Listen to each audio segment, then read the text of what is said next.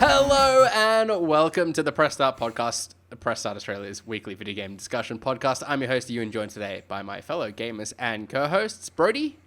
Hello. Kieran. Hello. Shannon. Hello. And James. Hello. On the show today, we're going to be talking about Counter-Strike 2 potentially being announced, more Game Boy Advance games on the way to Switch, and a couple of game delays. But first, I wanted to talk about Wolong Fallen Dynasty. Harry's full review, in which he gave the game an 8.5 out of 10, is available to read on the site. But James, I believe you have played a few hours of the game thus far. What are your thoughts? My thoughts are that I've only played... Yeah, like obviously it's hard to pass judgment with so little time under my belt, but I am so shocked that the game would put one of the hardest fucking bosses I've ever fought in a video game, like at the beginning, like when you haven't even really learned everything properly. I was in a chat with like 3 other people at the time, like trying to overcome it with them together, trading strats. Ewan style. Yeah, no. You should all get in a room, We'd just come off something else. I can't remember what it was. But, yeah, like, it's good, but it's hard. Like, and I also, I can't help but feel that's going to put a lot of people off, especially if they're trying the demo, which that's also in the demo. And then, obviously, Game Pass people, too. It really is like Sekiro, but, like what Neo did for Dark Souls, this is, like, what Wolong does for Sekiro, if that makes sense. Like, it definitely feels like a faster-paced Sekiro / Ninja Gaiden kind of hybrid. I like it. I think it's really good. I just think that first boss, it's just not tuned well for like newcomers to this like really fast-paced parrying system and stuff. But yeah, I do recommend it. I don't know how Team Ninja keeps putting out these games. Like, they're doing like a game a year almost now, and they're all like pretty good. None of them are like phenomenal or like doing Elden Ring numbers or something. But like, I think it's nuts how quickly they're putting these games out. And then you've got that Ronin game next year, I think, for PS5. Although XDev's handling that too, apparently. But yeah, overall, like, I think it's really good. I know, like, I'm saying 3 hours and that was like the first 2 bosses, but like, that's all I could really, I was like physically exhausted afterwards because like, it was quite tough. But I am very keen to like jump into it. Now that I've finished everything else that I've kind of had to get finished with like under a time thing for embargoes and stuff. So now I've got like a bit of free time. Yeah, I'm excited to play more for sure. It's interesting that, like, because Elden Ring as well, I feel, whilst more welcoming to newcomers of kind of Souls-like games, that kind of tutorial is still easily missed. And even, like, the way it kind of, like, slaps you in the face with that first boss before kind of, like, kicking you and introducing the idea of the Tarnished and stuff. It's not even like that, though. It's like, it's not like you die and then you get moved on, you know? It's literally like, you have to beat this first boss to progress, and he's like really fucking hard, like just so relentless. I have heard it is once you get past that first boss, it is much easier. Like they definitely front load the game with the hardest boss. It's just an interesting design choice. I wonder what compelled them to make it. Similar to like, I wonder what compelled FromSoft to kind of bury that tutorial, quite literally bury the tutorial. I question it truthfully, but kind of respect it at the same time. I mean, for Elden Ring, weird. like, everyone bought it, right? Yeah. It sold shitloads. People didn't care. Yeah. I think that's the thing with this game as well. Like, it does feel a little bit like Elden Ring has kind of changed how a lot of people would look at these games, I think, where if you get stuck, you can kind of go off and do something else. But this is obviously mission-based. So it's very much, you kind of have to stick with it and get better, I think. Yeah. But I think still try it. I think if you've enjoyed, you know, Neo, Sekiro, to a lesser extent Elden Ring, that you'll probably enjoy this too, for sure. Would you recommend giving the demo a go first, or you reckon? I mean, I think the demo transfers to the it's not an STD. It transfers to the like the final game. Right? Have I made that up? I think you're right. Familiar. Yeah. Okay. Yeah. I mean, I know it's on Game Pass too. I feel like I do. I've got so many games still. Like already the backlog this year is piling up rather frustratingly. Like I didn't finish Forspoken. I kind of still wanted to do that. I'm kind of juggling like Atomic Heart and Hogwarts Legacy at the moment. I want to get to Hi-Fi Rush at some point. Metroid Prime Remastered. I was going to discuss later on, but like I want to play that too. True, yeah. This month is nuts, which is another thing I'll get to in a moment. But yeah, it's full on. Kieran, to you though, Wolong, is this likely to be a game you'll give a go? It strikes me as your cup of tea, given how much you would have enjoyed other Souls-like games. You got me pegged all wrong. Am I making up that you played like didn't you like hundreds of hours of Elden Ring? Or like I played him the Elden Ring, but like that's like probably the most forgiving out of all of them. So yeah. No, the structure of that game was a lot more lenient, and I think that's what allowed me to get into it. Something like Wolong, where like James is saying it, you're literally just like spending hours trying to get past this one bit. Like that's not for me. I don't have the time for that. I do think this has like 2-player co-op on top of like you can add 2 more people into the mix if you get stuck. Okay. That might help some people, and obviously with Game Pass as well, like you can get people to jump in. They've got to beat that first boss, to be fair, but once they get past that point, they can jump in and help you like with no barrier besides that first boss. So like I don't know. I've seen people like streaming playing Elden Ring co-op, and we all know that I never finished Elden Ring. But I'd like, in the same way that I revisited Returnal later with co-op and powered through it, I'd kind of like to do that with Elden Ring. If someone would be willing to chum up with me, that would be great. James, is the co-op in Wolong easier to get into than Elden Ring? Like you don't have to mess around with obscure items. You don't have to like get up off your chair, do a dance, check the lunar phase, and then press circle. It's a little bit more straightforward. There's like a lobby system and stuff. It's very similar to Stranger of Paradise. Oh yeah, I find. Yeah, so you still need like a dumb consumable, which like you can get a lot of anyway. I don't know why they do that. But yeah, like it is a lot more easy to get into for sure. Nice. Cool. Well, let's move on and get into some of the news from the week. And I want to start with Counter-Strike 2 potentially being imminently announced. First word of this report came from a journalist with a track record of breaking Counter-Strike related news, Richard Lewis, and seemed to be backed up by a new NVIDIA driver, which included support for CSGO S2.exe and CS2.exe. Admittedly, I'm not much of a CS guy, although I have had friends that have been obsessed with the game and put thousands of hours both into CS and CSGO. Brody, maybe I'll come to you first on this.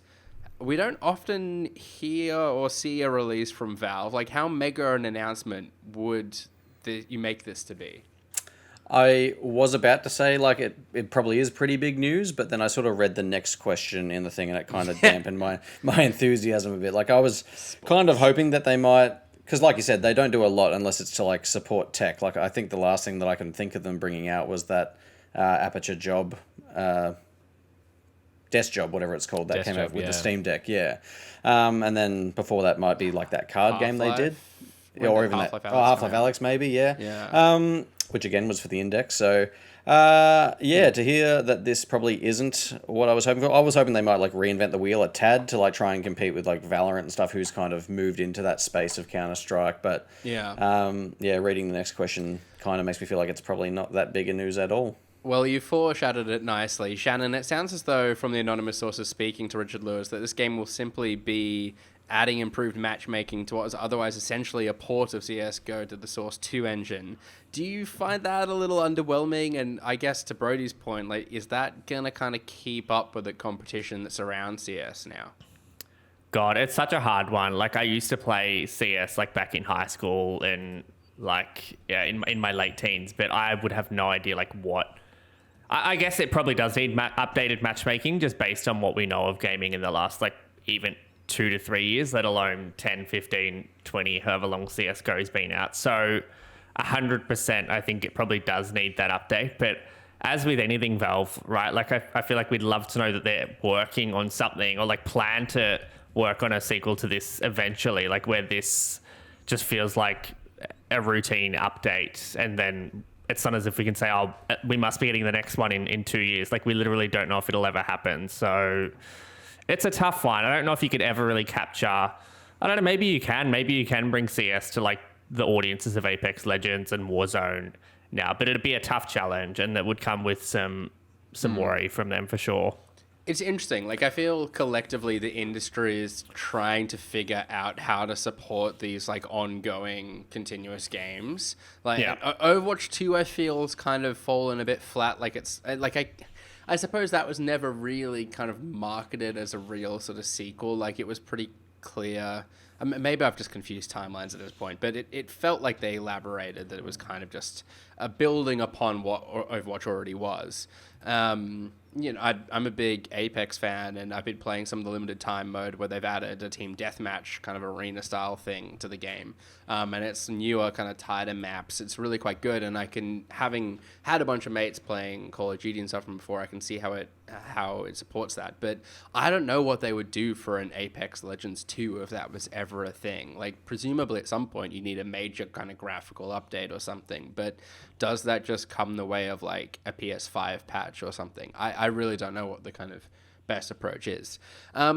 Kieran, you wrote up this news yesterday, though. Have you been able to gauge much of the community reaction to this news? Is there much anticipation for it? I'm kind of outside the CS community. I don't quite know. Yeah, I feel like because like I think the news has been rolling out over the last few days with like new information added. Yeah. And I feel like the initial reaction from a lot of people was like, what do we do with our progress, with our skins? Counter-Strike obviously has like a very, very big secondary marketplace for gun skins and stuff. So I think people are a little bit concerned about that. But then obviously the news kept coming out that it's more of just an update or report than a full-fledged sequel. Is like the reaction's a bit of a mix of, oh, that's it, but also that means we also get to keep all of our stuff. So I don't know. I feel like people are just happy that they're still updating it, I guess. Yeah, I heard that it'd been a while since CSGO had much of an update, and that's kind of now assumed that they've been quiet because they've been working on this, but yeah. Yeah, I think it just means there's still life in the game, which I think people are happy about. And yeah, I don't think Valve would do too much because they're probably making a lot of bank off of that marketplace as well, so... Yeah. It's been going for so long now. I think it's amazing that community has stuck around it for as long as they have. James, a part of this report is that a beta is supposedly set to launch later this month or early April. How disruptive do you think that could be to what's already a stacked month of releases? Is April stacked? What's April stacked with? Well, I think it's like assumed late March, like very early April. Right. So. I mean, I won't be partaking because of Resident Evil 4 will be out. But do you think it's maybe different audiences? Maybe there's no way. Yeah, no, I'm sure it is. I've never understood the appeal of this personally, but I understand a lot of people love to gamble their money away on loot boxes for it. I have a friend who got a $950 knife from that game. How nuts is that? And they literally that sentence just kind of boggles my mind. It's ridiculous, right? Like, who cares? Like, who's paying that for a knife? Like, I just don't. Like, you could get a real knife for less. Yeah. Like, from house. Yeah. You heard it here on the Pressed Up podcast. Go out and buy real knives. Sorry. Anyway, I think, I don't know. I understand I know what Kieran's saying, like, because you've got this community that has literally, it's been like 10 years, right? Maybe even more. I think we're in 11. And I know they did like a battle royale mode a few years ago too. Like, they've definitely tried to keep up a little bit with some of the trends, but how do you get people to jump to number 2? And I feel like part of CS's success has been that they've stuck with like their formula and what's works well, and they haven't really budged from that era. So yeah, I can understand why they might be hesitant to make any major change in any sequel. It'll be interesting to see if it still is as popular. And then, like, what if they make this brand new game and it's really cool and but then everyone hates it and they stick on one? Like, that would, do you know what I mean? Because I saw some news. It's not on the show's agenda today that apparently more people are playing Kerbal, the original Kerbal Space. I'm blanking on the name. Program. Thank you. Than they are the sequel, which is kind of nuts. You'd assume the sequel's always going to be better, but that's, I guess, not always the case. Certainly not the case in the movies. Not always the case, for sure. We're not here to talk about Scream today. Before we move on, though, Brody, I did want to check with you. Do you play many kind of multiplayer first-person shooter games nowadays? I feel like I'm the only one of the crew that kind of still dabbles. Consistently plays something, yeah. No, I guess the last one that I played with any real consistency might have been like Halo Infinite, like right near launch. But yeah, no, not really. I tend to stray away from that. It's just time. I'd love to get, like, everyone's been talking about, like, Lightfall this week, and I'd love to get back into Destiny, but Jesus Christ, the time. Yeah. So, Yeah, I flirted with that idea too. Yeah, and I'm disappointed Battlefield was what it was. Anyhow, I digress. We should move on. A new Game Boy Advance game is coming to the Switch. Joining the lineup is Metroid Fusion. James, I've thrown this topic in especially for you because I figured you would have something to say on the matter. How does Metroid Fusion stack up against other Metroid games? You excited to see it join the Game Boy Advance games? I am excited. It's good. It's probably more linear compared to the other Metroid games. Audio listeners, he's just switched the GIF on his microphone to be a pulsing heart, so I take that. It's a pumping heart. Pumping heart. It's powered by my love. Beating heart, even. So yeah. Anyway, no, it's good. Like I said a few episodes ago, I think it's cool that like you can play all the old Metroids now that Nintendo is treating it like a franchise that they actually own. But took a while. Yeah, this one, I think this is probably one of the good ones I know it's like the end of the storyline, almost, like it's just before Dread, like story-wise, but I think gameplay-wise it's probably the best one for new players to jump into because it is quite linear. There are a lot of times where it's like, go here, and you go there, and then the story progresses.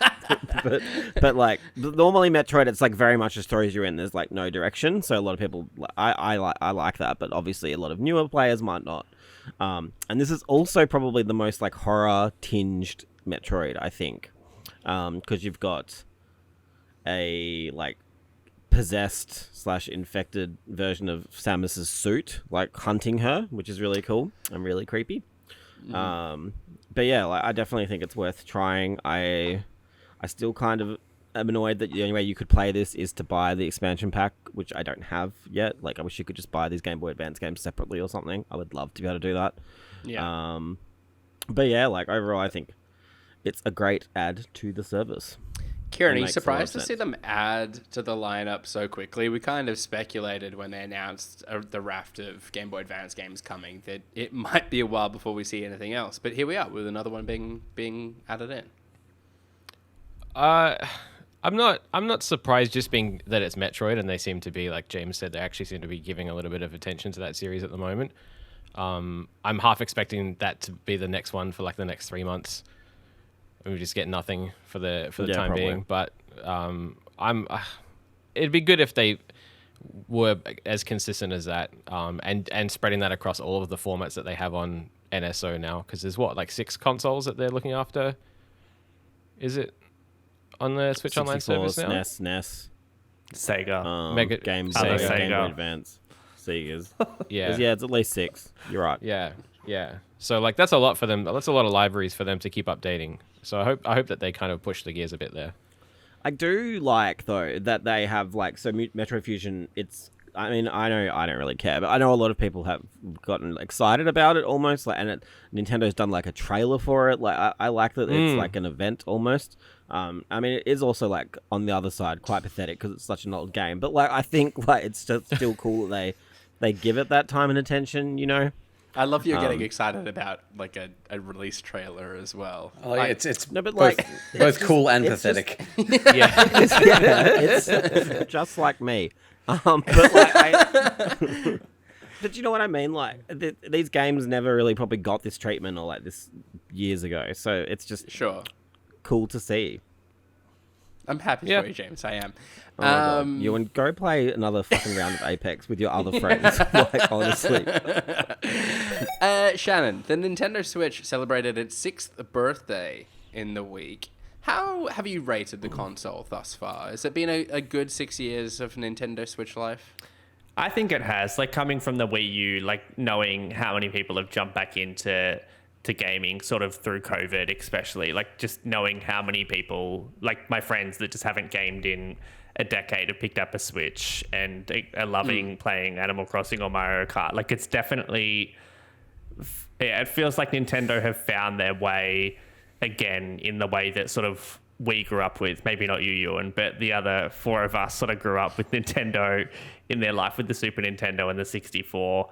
It's been solid. I think they're still banging out releases. I'm finding myself picking it up a little bit less now, I feel, just with even like indie games sort of running worse on the Switch than they do on PS5 or Xbox Series X. So I'm still really keen for that. What's next? But I feel like Zelda will probably have me picking it up again. But yeah, I don't think you can I feel like your Aya Neo might have kind of substituted. I think, for sure. And Steam Deck as well for those that have Steam Decks. I just feel like even, I was saying, the indie games even run better on those sort of platforms than they do on Switch. So outside of your Kirby's and Metroids that are just pumping out left, right, and center, then there's not a huge amount of reason to pick up. Don't put the imagery of Kirby pumping out anything in my head, please. Brody, how about you? Are you enjoying your Switch? How does it compare to other consoles, I suppose, in terms of its significance? I mean, I recognize the significance of the Switch, and I recognize that, it's done some numbers, but it's not always been for me. Like, it's basically been the thing that I'll just play in bed, like, I guess up until I got my Steam Deck. So really, it's not getting a lot of love anymore, but I've also never been secretive about the fact that Nintendo's catalog doesn't really speak to me. Like, I'm not a huge Mario guy, don't like Kirby, don't love Metroid. So there's not really a lot there for me. But yeah, it was good for like the indies and stuff in bed, but as Shannon sort of alluded to, the catalogs that are coming out now, it sort of seems to run a little bit worse now, and it's not my preferred place to play, I suppose. So but nevertheless, you cannot deny that it's definitely the second coming of Nintendo. Sort of like they've had a dark time there through the Wii U, but it's good. Yeah, I think generally speaking, the Switch has been pretty high, but there's definitely some notable spikes in my mind of be it Breath of the Wild at launch and Animal Crossing as well. The initial spike, the initial launch spike. Nothing, no other spike. I thought it is. It's like a V curve at the moment. I think there's moments I'll never forget though with the Switch. Like I remember the first time I saw one was with Shannon.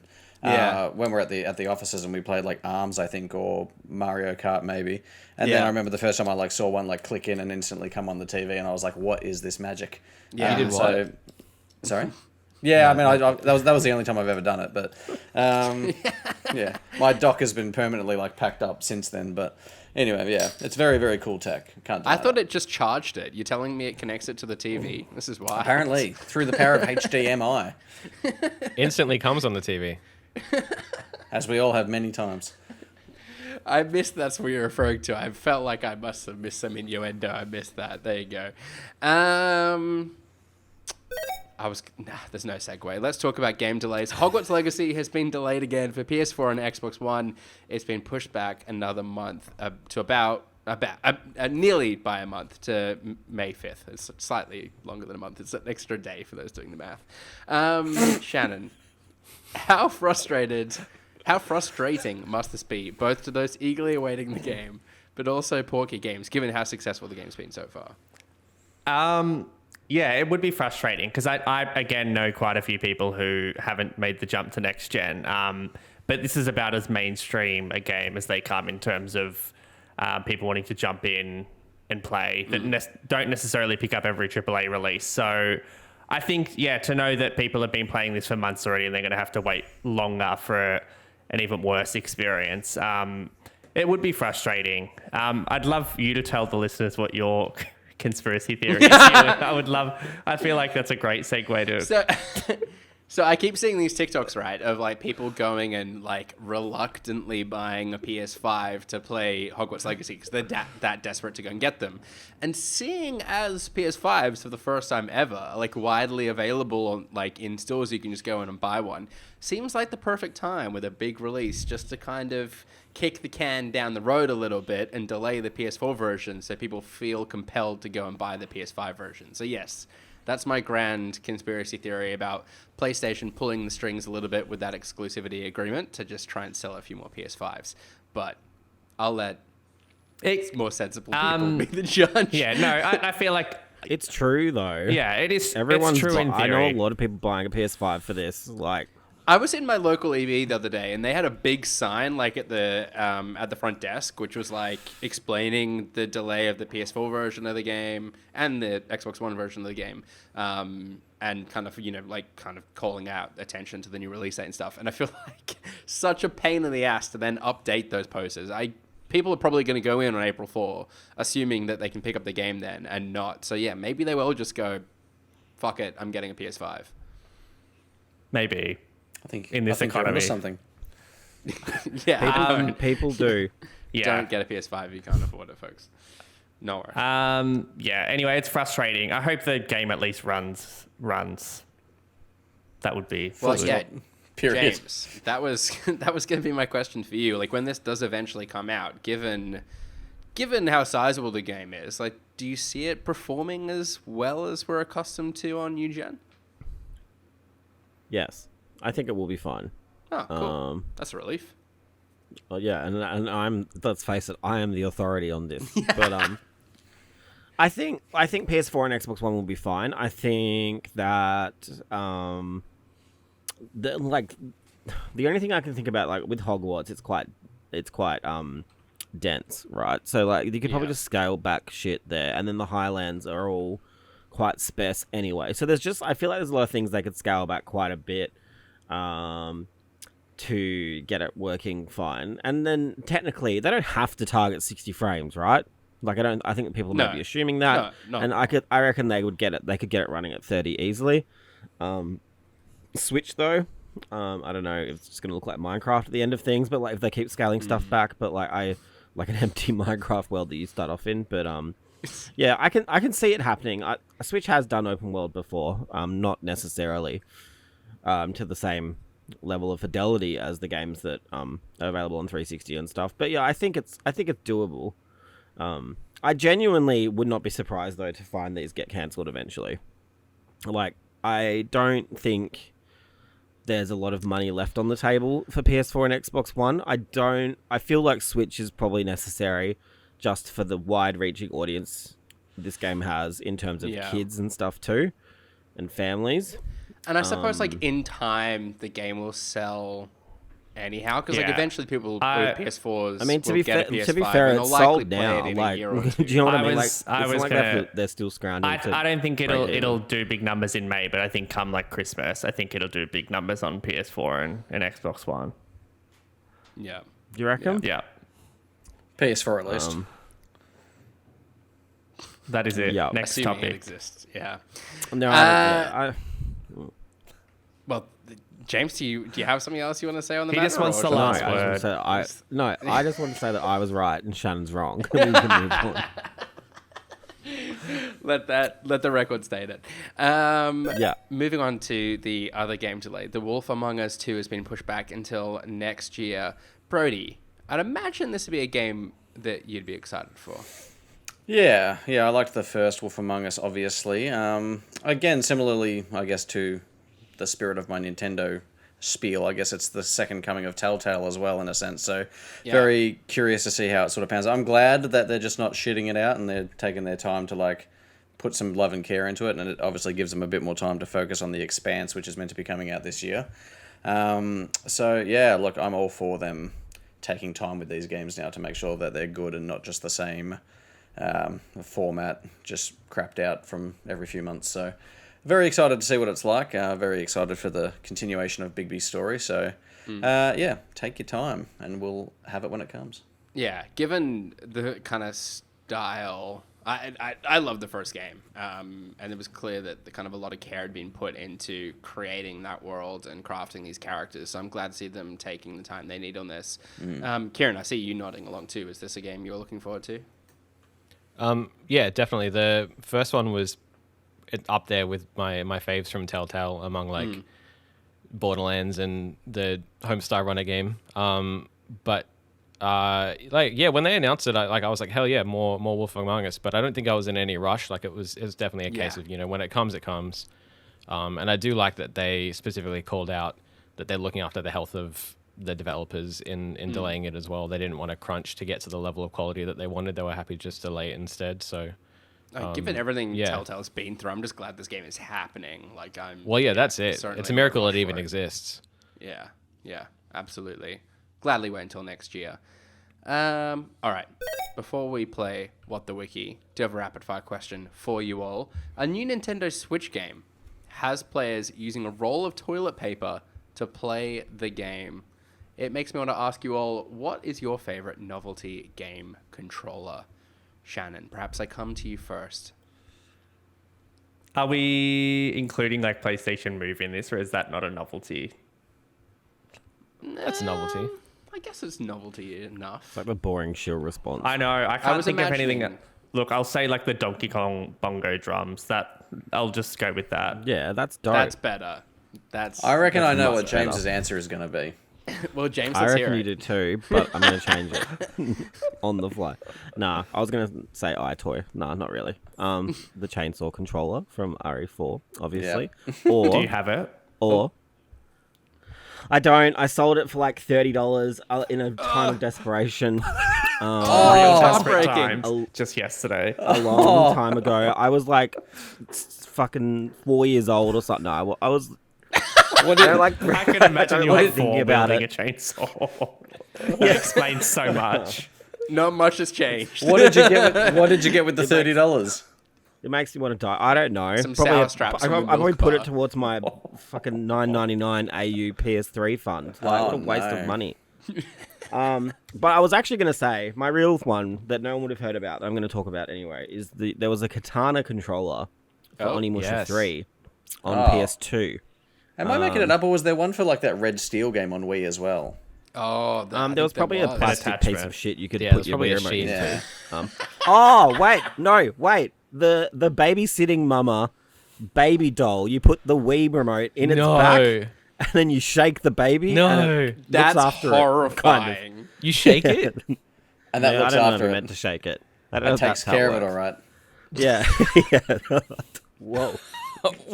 But anyway, so yeah, what do we got? We got the chainsaw katana, and inflate it like a plushy baby, A plastic and baby. the eye toy.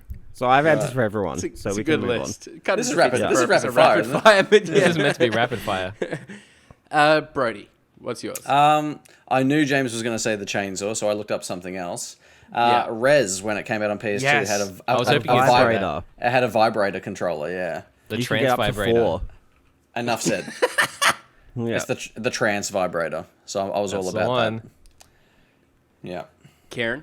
That's cool. Well, I was going to call out the trance vibrator, but my backup is the Dreamcast fishing rod, Oh. Good Oh, shout. yeah. which Yes. I actually genuinely owned and don't used doubt that. as a child.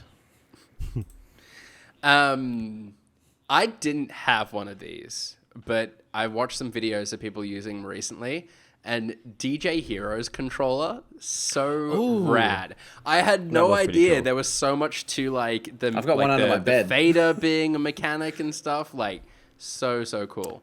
I've got one under my bed right now. Shout out for Duck you Hunt go. as well. That was probably the first. And also, Mario Paint was another classic novelty Oh, the controller mouse. as well. Yes. Yeah, was The really SNES good. mouse and mouse pad. Spent a lot of time James. with that. And the remember the fly minigame? Yeah, You had to swap yeah. them.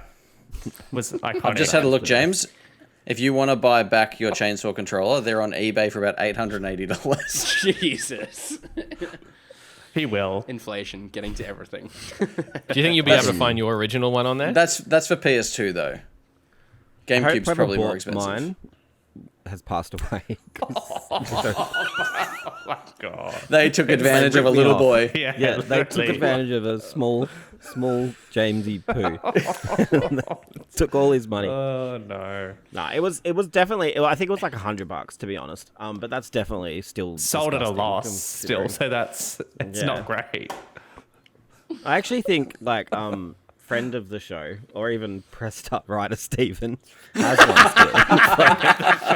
Hey, I don't know Steven what his from the title is. podcast. I think he still has one. Is We'd it have to confirm. yours? I'd have to confirm. Is there any chance? Maybe it that is. it's Maybe it yours? was. Yeah. I'll take it back. Yeah. Your earlier point still stands. Yeah. But yeah.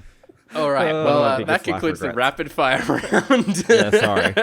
Let's play What the Wiki, the Press Start podcast game show where the previous week's winner reads part of a Wikipedia page from an unknown game, and we, the contestants, must guess the game. A point is awarded for each correct guess, and the round ends after one person scores 2 points. Currently in the lead, it is Brody with 7 points. James, Shannon, and myself are tied on 5 points apiece. Kieran is on 4 points. As last week's winner, Shannon is in the hosting chair today, and hopefully he's ready with his games. Huge. An Ape Escape may or may not be included in this list. The game is a survival horror video game played from a first-person perspective. The player will encounter a number of creatures which each embody an aspect of the game's themes. I backed out. Throughout the game, the player will find a large array of clues, such as notes and audio tapes, which build atmosphere and furthers the plot. I've just described every horror game in existence. Yeah. I'm going to guess Prey. No. Okay. Similar to most titles by frictional games, the player progresses through progresses through puzzle-solving exploration and the use of stealth. Brody. Yes, Brody. This is annoying. I don't actually know who frictional games are, but I'm going to guess Amnesia, The Dark Descent. Wrong. Okay. And the use of stealth, the player may die if they fail to avoid monsters, although 2 years after the initial release, a safe mode. Yes, Kieran. Is it Soma? It is Soma. Well done, Kieran. That was a good one. Well done, Kieran. That was a good one. Joins us on 5 points. That's the first thing that came to my mind, but I thought for sure James would get that, so I thought it can't be that. Because the description was the same for like all their games. Yeah. They have like 8 games. The game is a first-person adventure game with survival horror elements. The player takes control of a character who must navigate a castle while avoiding various... Brody.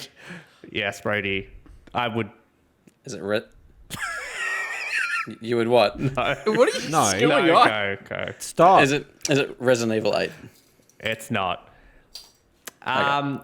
While avoiding Let me know when I'm various back, by the way. dangers and solving puzzles, you're back. The gameplay retains the physical object interaction used in an earlier series, allowing for physics-based puzzles and interactions such as opening doors and fixing machinery. Smaller items can be stored in an inventory menu, while large objects can be raised by holding down a mouse button and pushing or pulling the mouse. The game's... I should have read this before reading it. The game's difficulty level can be adjusted preceding its initiation, but cannot be adjusted once the game has begun. Oh my god. Really wordy I know. Wikipedia article. Saying everything without saying anything at all. Yeah. The character's sanity must be managed centered around on an afraid of darkness mechanic. According to designer Thomas Grip, the idea was basically that the darkness itself should be an enemy. Brody? I know what this is, but what is it? Yes, Brody. Brody. Is it? This is not right. Layers of Fear 2. No, Brody. Okay. James. Yes, James. Is it Call of Cthulhu? Oh my god, no. I'm gonna need to go back. Ewan. No, don't give it to anyone else. Yes, Is you it Outlast 2? Oh my god, no. There's no castle in Outlast 2. The game I didn't know. I was guessing. is by Frictional Games and was released in 2010 for Windows, Mac, and Linux operating systems. Ewan. James. Amnesia: The Dark Descent. It is Amnesia: The Dark Descent. Well done. Fuck for that. Son of a bitch. All right, game number. That was a mess. We only have sorry. ourselves to blame. Yeah. No, you're doing fine. The game features a journalist along with his wife roaming the Arizona desert Ewan. to explore. No, Yes, no, Ewan. No, I'm backing out. My God, you're all killing me, honestly. Is it Amnesia? No, but Is you'll it understand Escape? why. It's annoying me why. Roaming the Arizona desert to explore the murder of a pregnant woman who is only known as Jane Doe. Both get separated in a helicopter crash, and Blake, the main character, has James. to James, give it. Is it Outlast 2? It is Outlast 2. It is Outlast 2. Does that make James it actually? the winner? Yes. Fuck. God damn it. That's set in the desert? That was genuinely the most frustrating round of fucking What the Wiki I've ever played. Well, yeah, because you said Amnesia the round before, then Ewan says Outlast 2. We just got the order of because they're the same fucking games, basically. The theme was horror games You just trolled us so much. Anticipation of Scream 6, the movie of the year that releases this week. Go and see it. Yeah, in case you were missing all the Scream jokes, you need to go and watch the YouTube version of the podcast because these guys have got Scream masks behind them and Scream shirts on. They're clearly very excited about the movie, hence why I dug it earlier in the show. With that, though, let's bring an end to what was this week's episode of the Press Start podcast. Subscribe to us on Listener or the podcast service of your choice. Follow us at PressStartAU and visit the site at pressstart.com.au. We've been joined today by Brody. Thank you. You can follow me on most things at Brody_DG. Kieran. Yeah, I'm on Twitter at HASH_BRAUN. Shannon. You can follow me at Shankeek_ on Twitter. And James. Yeah, you can follow me at James ATJAMZ. And I've been your host, Ewan Roxburgh. You can follow me on Twitter at Ewan_Roxburgh. Thanks again for tuning in. And until next time, happy gaming. Bye. Bye. Bye.